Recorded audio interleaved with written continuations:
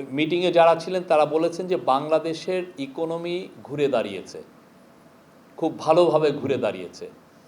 আমরা দেখছি যে ইকোনমির যেগুলো কি ইন্ডিকেটরস সেগুলো স্পষ্টভাবে দেখা যাচ্ছে যে ইকোনমি ঘুরে দাঁড়িয়েছে।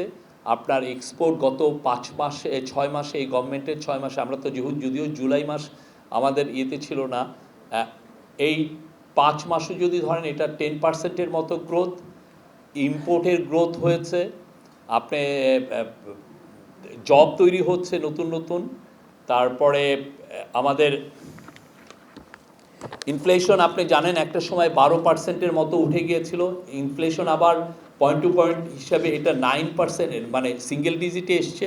এবং পলিসি রেট আমরা জানেন এগ্রেসিভলি ইন্টারেস্ট রেট হাইক হয়েছিল, সে ইন্টারেস্ট রেটটাকে আমরা হাইক করার কারণে আমরা দেখছিলাম যে ইন্টারেস্ট রেট হাইক গ্লোবালি এটাই সবচেয়ে স্বীকৃত হচ্ছে যে ইন্টারেস্ট রেটকে হাইক করে আপনি ইনফ্লেশনকে কমানো, এবং আমরা দেখছি যে এটা কাজ করছে। এবং এই কাজ করার কারণে এখন ইনফ্লেশনটা কমে আসছে, এবং আমাদের দৃঢ় বিশ্বাস বাই জুলাই এটা 7.5%-এর মধ্যে আসবে।